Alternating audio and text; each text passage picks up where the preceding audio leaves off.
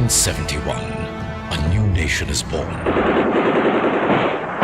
জঘন্য বর্বরচিত হানাদার বাহিনীর বিরুদ্ধে চলল বাঙালির মরণপণ সংগ্রাম। রক্ত আর রক্ত আর রক্ত, এত রক্ত দেখেনি কেউ। 16ই ডিসেম্বর বাংলাদেশের ইতিহাসে এক অম্লান দিন। আজ এই বিজয়ের 54টি বছর পার হলো। 1971 সালের এই দিনে মুক্তিকামী মানুষ পাকিস্তানি সেনাদের হারিয়ে স্বাধীনতার পতাকা উড়িয়েছিলেন।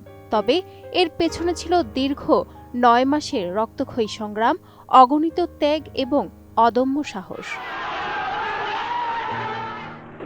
1971 সালে পাকিস্তানের সঙ্গে বাংলাদেশের যুদ্ধ হঠাৎ করে শুরু হয়নি। তার দানাবাজ ছিল বহু বছর ধরে।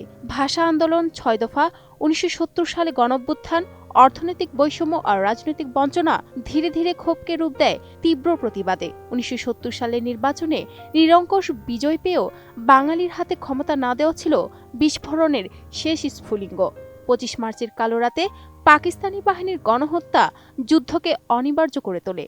তখন আন্দোলন রূপ নেয় সশস্ত্র সংগ্রামে। 25 মার্চ 1971 পাকিস্তানি সেনারা ঢাকায় ঢুকে চালায় ভয়াবহ অপারেশন সার্চলাইট। এ যেন এক অমানবিক গণহত্যা। রাজধানীর রাস্তাঘাট মুহূর্তেই রক্তে লাল হয়ে ওঠে। এই ঘটনায় পুরো শহর স্তব্ধ হয়ে পড়ে। আতঙ্ক ছড়িয়ে পড়ে সাধারণ মানুষের মাঝে। এরই মধ্য দিয়ে বাংলার মাটিতে শুরু হয় মুক্তিযুদ্ধের দীর্ঘ লড়াই। গ্রামের কৃষক থেকে শহরের ছাত্র, শিক্ষক, এমনকি নারীরাও অস্ত্র হাতে পাকিস্তানের বিরুদ্ধে সংগ্রামে ঝাঁপিয়ে পড়ে। নদী, খাল, জঙ্গল সবই হয়ে ওঠে যুদ্ধক্ষেত্র। গেরিলা যুদ্ধের কৌশল, রাতের আক্রমণ ছোট ছোট দল বড় বাহিনীকেও হতবিহ্বল করে তোলে। নোভা এলইডি টিভি, ঝকঝকে ছবি, নিখুঁত শব্দ, 5 বছরের ওয়ারেন্টি। নোভা মানে সঠিক মান, নিশ্চিত সেবা।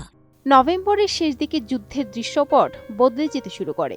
বাংলাদেশ পরিণত হয় এক রণক্ষেত্রে। মাত্র 13 দিনের মধ্যে ঢাকার রেসকোর্স ময়দানে পাকিস্তানি সেনারা আত্মসমর্পণ করে। লেফটেন্যান্ট জেনারেল এ.কে নিয়াজি আনুষ্ঠানিকভাবে স্বাক্ষর করেন। এই স্বাক্ষরের মধ্য দিয়ে বাংলাদেশ পায় নতুন এক পরিচয়, জন্ম নেয় স্বাধীন বাংলাদেশ। কিন্তু বিজয়ের মূল্য ছিল ভয়াবহ। অগণিত শহীদ, লক্ষাধিক আহত এবং অসংখ্য পরিবার হারিয়েছে তাদের প্রিয়জন।